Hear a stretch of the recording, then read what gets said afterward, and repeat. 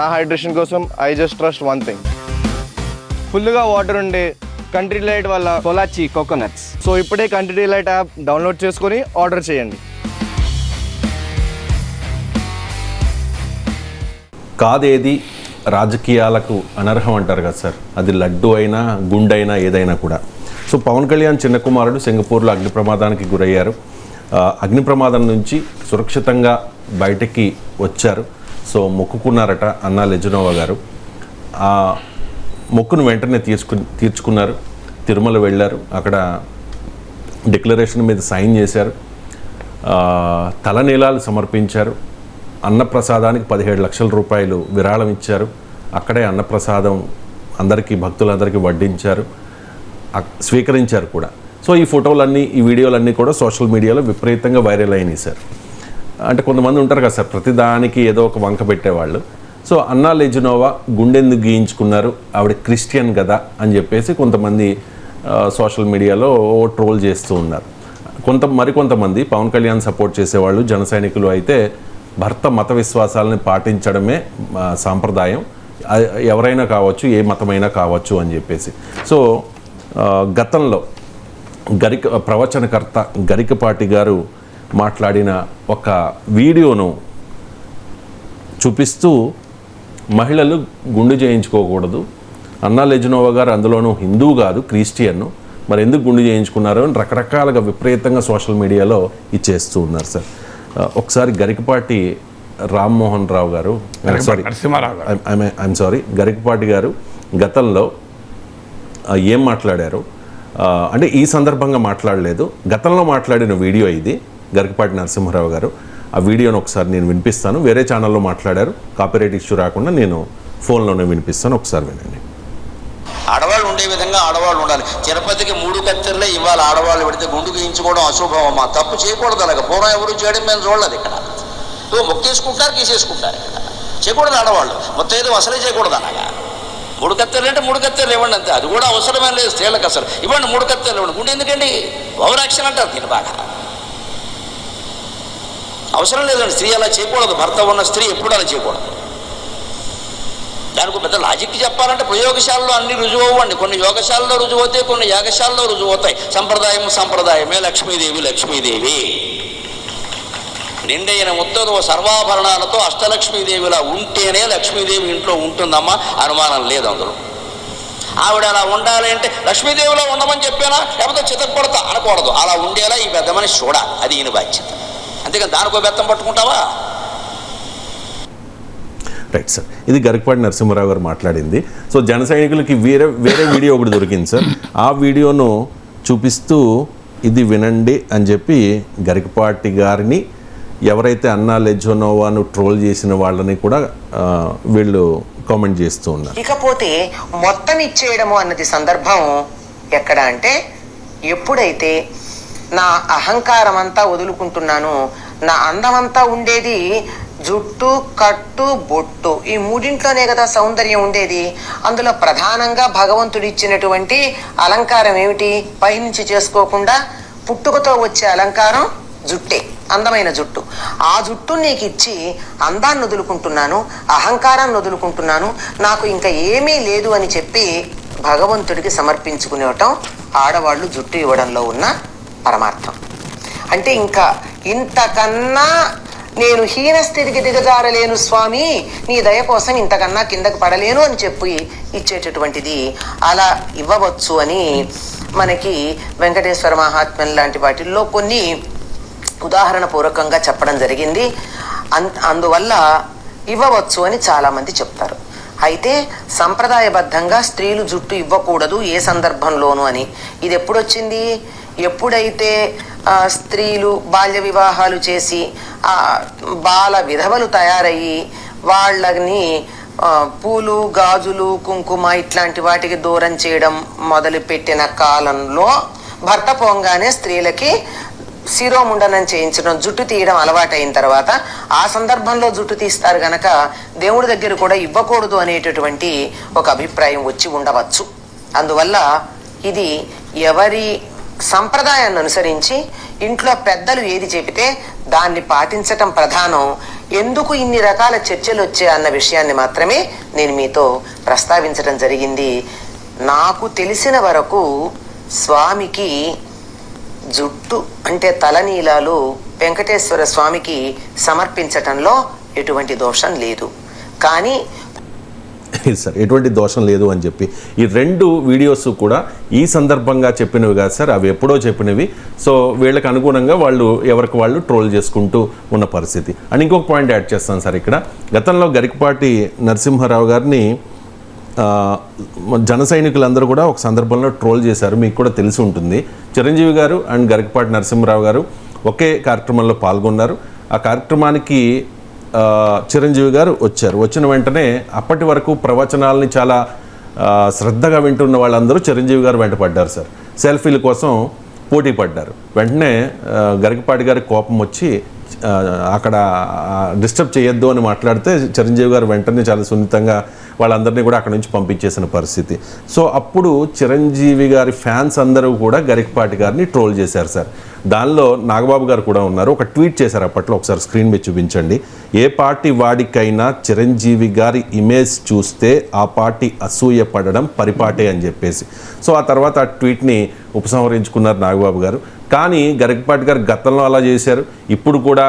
అంటే ఈ సందర్భం ఇప్పుడు మాట్లాడలే, కానీ పాత వీడియో అయినా కూడా ఇప్పుడు గరికపాటి గారిని కూడా దీనిలోకి లాక్కొచ్చారు సార్. మొత్తానికి గుండు గీయించుకోవచ్చా, గుండు గీయించుకోకూడదా, ఈ గుండు చుట్టూ జరుగుతున్న రాజకీయం మీద మీ కామెంట్ ఏంటి సార్? ఏ పార్టీ వారైనా అవసరం వస్తే ఆ పార్టీగా వాడుకోవచ్చు కదా ఎవరైనా. ఇప్పుడు వారి బహుశా మళ్ళీ అలా ట్వీట్ చేస్తారేమో, నేను తెలిసి ఉండడం కాదు. చిరంజీవి గరికపాటి గారి వివాదం పైన నేను మాట్లాడితే నా ఛానల్లో 5 లక్షల పైన చూశాను ఆ వివాదం పైన మాట్లాడితే. సో వాస్తవంగా ఇలాంటి విషయాలపైన మాట్లాడాల్సిన అవసరం ఉండకూడదు, ఎందుకంటే ఎవరి వారి విశ్వాసం వారిది.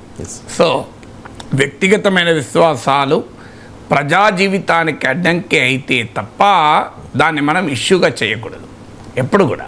ఎవరి విశ్వాసాలు వాళ్ళవి, భార్యాభర్తల సంబంధాలు వారి ఇష్టం అది.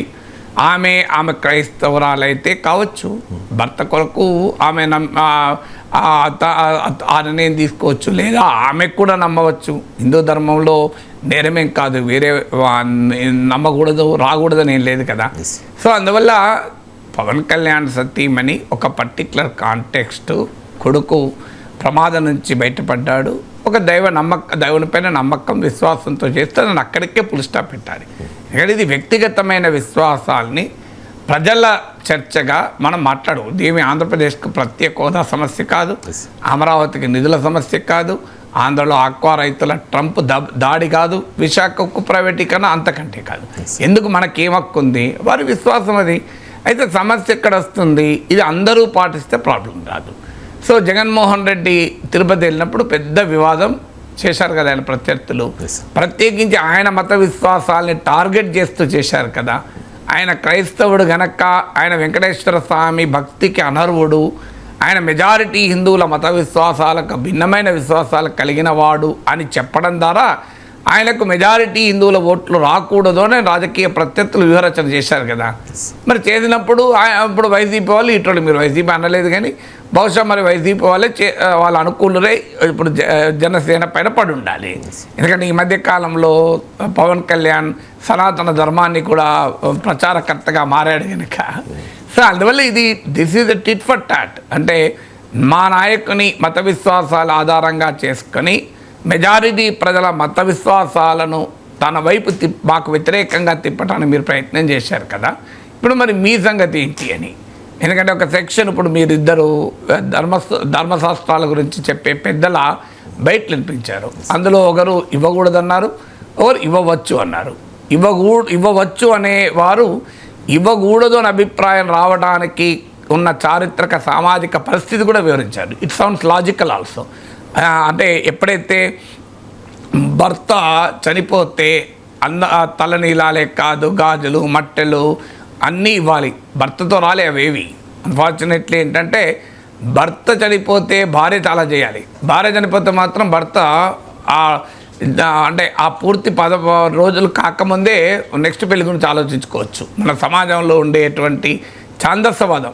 చాలామంది మీరు ఏడాది లోపలే ఈవెన్ భార్యకు భర్త కర్మ చేయాల్సి వస్తే ఏడాదిలోగా పెళ్లి చేసుకోవద్దని ఇది నిబంధన ఉంది. అందుకని కర్మ చేయని భర్తలను కూడా చూశాను నేను.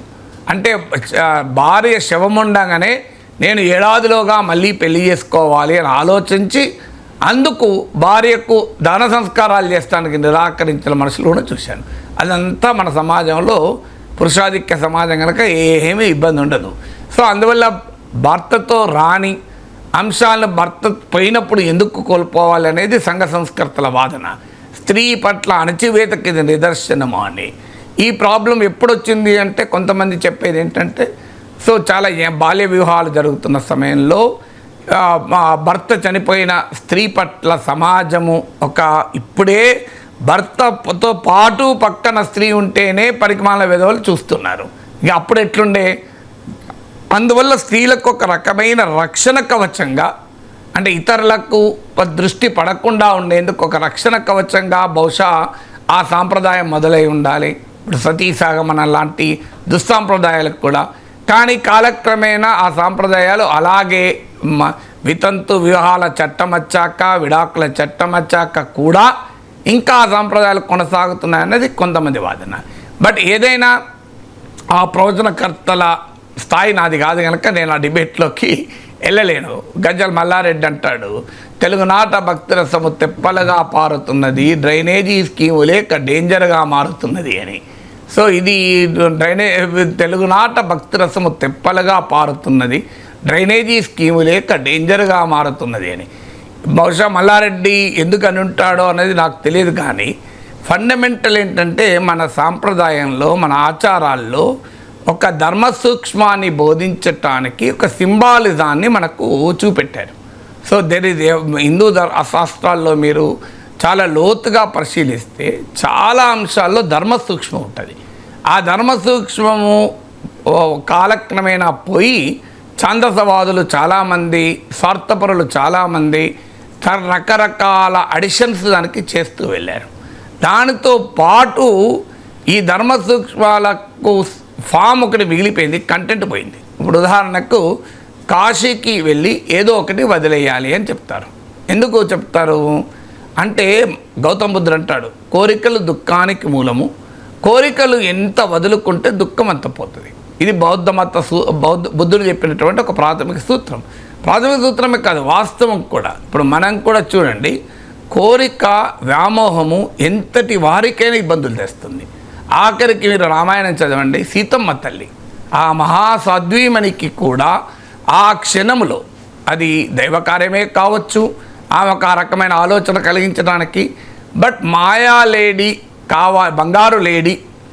ఆ లక్ష్మణుడు అంటాడు, అమ్మ ఈ అరణ్యంలో అసలు బంగారు లేడీకి అవకాశమే లేదు అంటాడు. అయినా సీతమ్మ తల్లి వినదు, నాకు ఆ బంగారు లేడీకి కావాలి అంటారు. అంటే వస్తు వ్యామోహము సీతమ్మ తల్లికి కూడా ఎంతటి కష్టాలు తెచ్చిపెట్టిందో మనం చూసాం. సో అందువల్ల మనకు సమాజంలో ఉండేటువంటి రకరకాలమైనటువంటి కోరికల్ని, మనుషులకు ఉండేటువంటి రకరకాల కోరికల్ని ఒక్కొక్కటి వదులుకోవాలి. ఎందుకంటే ఒక ఏజ్ దాటాక మరీ ముఖ్యంగా, ఎందుకంటే మనిషి ఎప్పుడైనా, మన వేదాంతం ఏం చెప్తుంది, ఎంత శాస్త్ర విజ్ఞానం పెరిగినా చివరకు మనం పోవాల్సిందే. ఇప్పటికీ మానవునికి అర్థం కాంది ఈ జనన మరణ రహస్యమే. అక్కడి నుంచే కదా వేదాంతం పుట్టింది. అసలు మనిషి ఎందుకు పుడుతున్నాడు, ఎక్కడికి పోతున్నాడు? సో దాని నుంచే ఆత్మ దేహము. సో భగవద్గీతలో ఆత్మ శాశ్వతము, ఆత్మకు మరణము లేదు, ఆత్మను అగ్ని దహించలేదు, ఆత్మ ఒక దేహము నుంచి మరో దేహంలోకి ఆత్మ ప్రవేశించును. ఒక మనిషి దుస్తుల్ని మార్చుకున్నట్లుగా ఆత్మ దేహాన్ని మార్చుకోదు అనే భౌతిక తాత్విక చింతన ఎందుకు వచ్చింది? ఒక మనిషికి స్వాంతన, ఎవరమైనా పోయేవాళ్ళమే చివరికని. అంటే ఈ తాత్విక చింతనలో మనిషి కోరికలు వదులుకుంటూ ఉండగా మనిషి కనీసం వెళ్ళే ముందు సంతృప్తిగా వెళ్తాడు అని. లేదు చివరి వరకు అబ్బా నేను రసమలై తినలేదు ఇవాళ అనుకుంటూ కూర్చున్నావు, చచ్చిపోయినావు అనుకోండి, నీకు బాధ ఏమో తెలియదు చనిపోయినానికి. కానీ చుట్టూ ఉన్నాడు, అయ్యో మా వాడు రసమలై తినిపోతా అన్నాడు, పోలేదు అని బాధపడుతూ ఉండాలి. అప్పుడు ఏం చేస్తారు? దానికి ఒక మార్గం కనుక్కొని మీరు మీ వాడికి రసమలాయి ఇష్టం కనుక మీ వాడి ఏడాది మాసకం అప్పుడు రసమలాయిలు చేసి అందరికి పెట్టండి అన్నారు. అలా తింటారా? సో ఇలా మనిషికి నమ్మకాలు ఒక ఫామ్. ఎందుకు కాశీలో వదిలేయమని చెప్పారు? సో మనిషి తనకుండేటువంటి రకరకాల కామ, క్రోధ, మద, మాత్సర్యాలను వదులుకోవాలి. ఇవన్నీ మనిషికి ఉండేటువంటి లక్షణాలు. సో కామం అంటే లైంగిక వాంఛే కాదు, కోరిక కూడా కామమే. దానికి కామానికి వర్డ్ మనము సాధారణ అర్థంలో చూడకూడదు. కామ, క్రోధ, మద, మాత్సర్యాలు అంటే కామము, క్రోధము, మదము, మాత్సర్యము అంటే ఇలాంటి అనేక రకాల మానసిక రుగ్మతల్ని మనిషి వదులుకోవాలి. సో ఈ వదులుకోవాలని చెప్పేటప్పుడు మనిషి వదలడు కదా. ఉపన్యాసంతో వదులుతాడా మనిషి?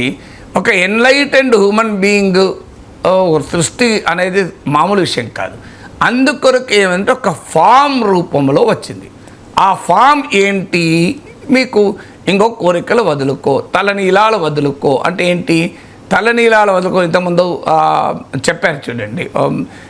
మీకున్న అహంకారాన్ని వదులుకోవడం. అందాన్ని చూసి నేను చాలా అందంగా ఉన్నానని ఉంటావు కనుక ఈ అందం శాశ్వతం కాదు. ఎంతటి అపూర్వ అందగత్తైనా, మిస్ యూనివర్స్ అయినా ముసలితనం తప్పదు, దాన్ని ఎవరు ఆపలేము. సో వైకల్యం తప్పదు కొన్ని సందర్భాల్లో. సో అందువల్ల ఎంతటి అపురూప అందగాడైనా మరణించే తప్పదు. ఈ దేహము శాశ్వతం కాదు, అందమైన ఈ దేహం శాశ్వతం కాదు. అందువల్ల అనేటువంటి ఒక తాత్విక చింతన మనిషిలో కలిగించటానికి నీలో ఉన్నటువంటి ఆ ఇగో, అహంకారం, అహం, నేను అని ఉండేటువంటి అహాన్ని అంతమందించటానికి బహుశా ఒక ఫామ్గా సింబాలిజంగా వచ్చి ఉంటుంది. కానీ ఇవాళ మిగిలింది ఏంటి? సింబాలిజమే మిగిలింది. పండుగ రోజు మామిడాకులు కట్టమని ఎందుకు చెప్పారు? మన పండుగ రోజు 10 మంది బంధువులు వస్తారు కనుక, వాయు కాలుష్యం ఏర్పడచ్చు కనుక మీరు పచ్చటి తోరణాలు కడితే ఆ వాయు కాలుష్యాన్ని అంతం చేస్తుంది. ఇవాళ ఢిల్లీలో మామిడి ఆకులు కాదు, మామిడి చెట్లను పొరలిచ్చినా కాలుష్యం పోదు. సో కానీ ఇప్పుడు ఏం చేస్తున్నారు? ఆ మామిడి ఆకులు దొరకవు కనుక మహానగరాల్లో ఆకుపచ్చ ప్లాస్టిక్ ఆకులు కడుతున్నారు, ఇంకా ఎక్కువ కాలుష్యం. పసుపు రాయమని ఎందుకన్నారు? పసుపు ఒక గొప్ప యాంటీసెప్టిక్. మీకు పసుపులో ఉండేటువంటి ఔషధ గుణాల సంగతి మనందరికీ తెలుసు. అందుకే మీకు హిందూ ధర్మంలో పసుపుకు చాలా ప్రాధాన్యత ఇచ్చారు. ఎందుకంటే పసుపు యాంటీ క్యాన్సర్, చాలా గొప్ప ఔషధ గుణాలు ఉన్నటువంటి పదార్థం. అందుకే మీకు పసుపుతో హిందూ ధర్మశాస్త్రాల్లో, హిందూ పూజా విధానంలో పసుపుకి అంత ప్రాధాన్యత. ఆడవాళ్ళు కిచెన్లో నీళ్ళలో పనిచేస్తారు కనుక వారి కాళ్ళకు ఏ రకమైన అనారోగ్యం రాకూడదు కనుక ఆడవాళ్ళని పసుపు రాసుకోమన్నారు. కానీ ఇవాళ కిచెన్లో వాటర్ ఉంటుందా? సింకులు వచ్చాయి, నీకు కిచెన్లో వాటర్ లేదు, ఆడవాళ్ళే కిచెన్లో ఉండలేరు, మగవాళ్ళు కూడా కిచెన్లో తిరుగుతున్నారు. సో ఇవాళ మరి అది అవసరమా? ఇవాళ మగవాళ్ళకు కూడా పసుపు రాయా లెక్క ప్రకారం అయితే, ఎందుకంటే వాళ్ళు కూడా తిరుగుతున్నారు కదా. ఇవాళ అనేక మంది షెఫ్లు మగవాళ్ళు లేరా? సో అందువల్ల ఈవెన్ ఇప్పుడే కాదు, నలుడు, భీముడు, నలభీమ పాకం అని మనం వినలేదా? సో అందువల్ల ఫండమెంటల్గా పసుపు కడపలకు రాయమన్నారు. ఎందుకు రాయమన్నారు? ఒక క్రిమికీటకాలను దూరం ఉంటాడు. ఇప్పుడు ఏం చెప్తాను? ఎల్లో పెయింట్ కొడుతున్నాం. మంచిగా మీరు దీపావళి రోజు చూడండి, ఎల్లో పెయింట్ కొడతారు. అది ఎల్లో పెయింట్ కాలుష్యం కదా. అంటే సింబాలిజమే మిగిలిపోతే ఏం జరుగుతుందో దానికి ఇవన్నీ ఉదాహరణలు. సబ్స్టెన్స్ మిగిలాలి. ఆ తాత్విక చింతన ఏంటి, అందులో ఉన్న ధర్మ సూక్ష్మం ఏంటి అనేది గ్రహించలేనప్పుడు మనిషి నమ్మకం వైపుగా, మూఢనమ్మకం వైపుగా, అంధవిశ్వాసాల వైపుగా వెళ్తాడు.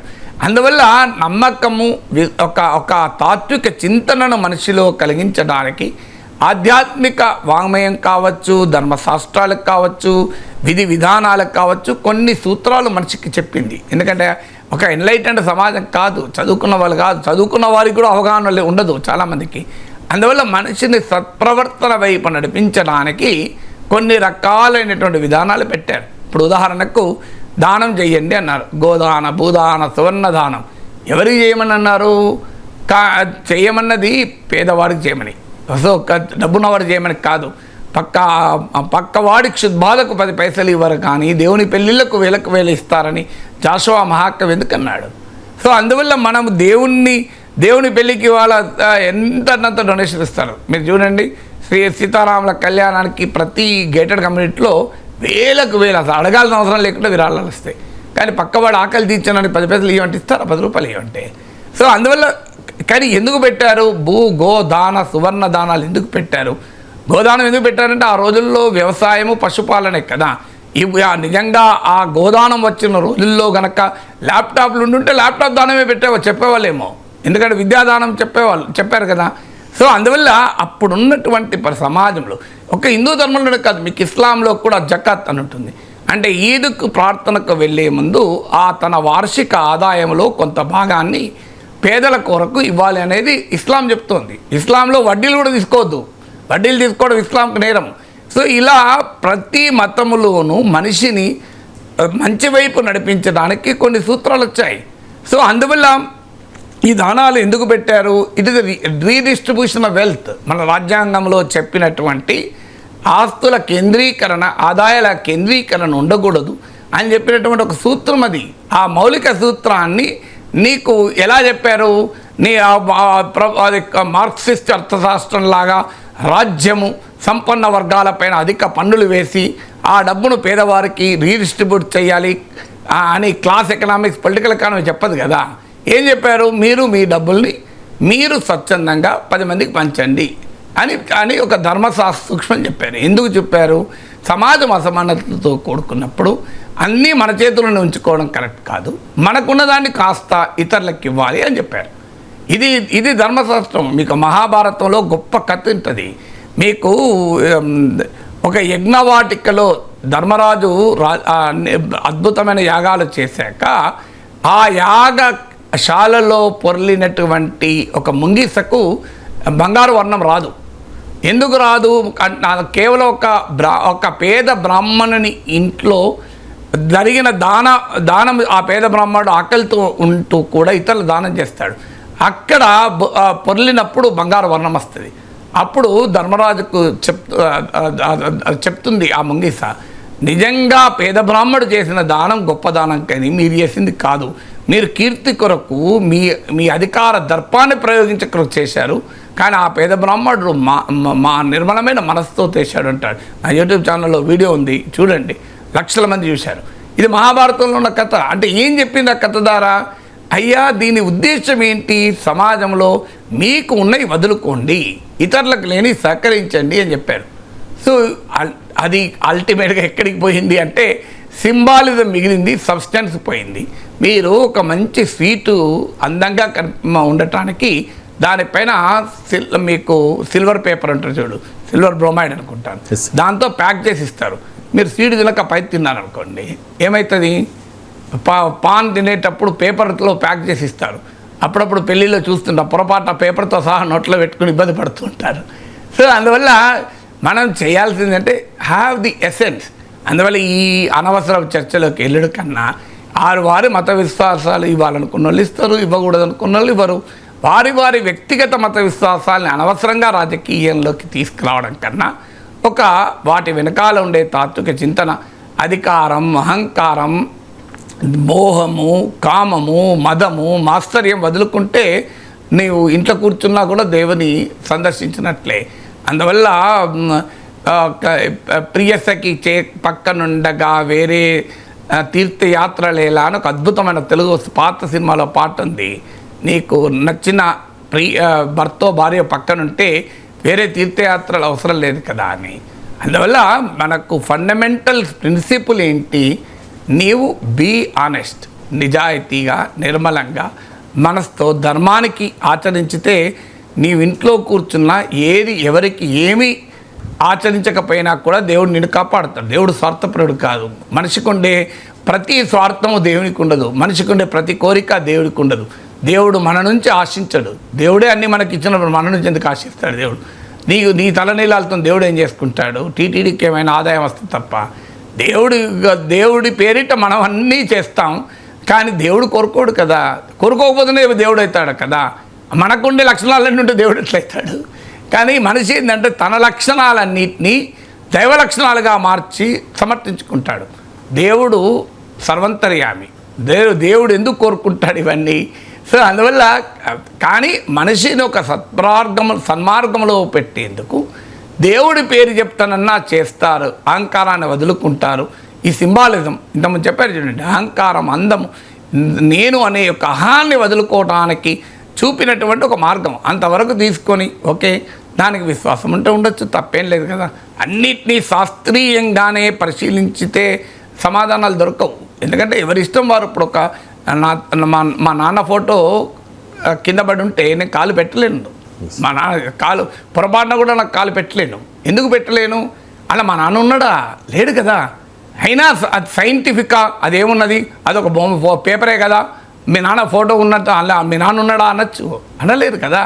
నేను వెంటనే కిందికి వంగి మా నాన్న ఫోటో తీసి మొదలుపి ఆడ గోడకు పెట్టుకుంటాను తప్ప పొరపాటున కూడా దానిపైన కాళ్ళు పెడుతూ నడవలేను కదా. ఎందుకు మరి సైన్స్ ప్రకారం అదేమున్నది, నార్మల్ పేపరే కదా, వేస్ట్ పేపరే కదా. అంటే అన్నిటికీ సైన్స్ ఉండదు, దాని వెనకాల ఒక ఎమోషన్ ఉంటుంది. అందువల్ల ఆ ఎమోషన్ అనేది క్రైటీరియా అయితే ఎవరి ఎమోషన్ వాళ్ళు వదిలేయాలి, ఎవరి నమ్మకాలు వాళ్ళు వదిలేయాలి తప్ప దాన్ని ఎందుకు పబ్లిక్గా చర్చించాలి.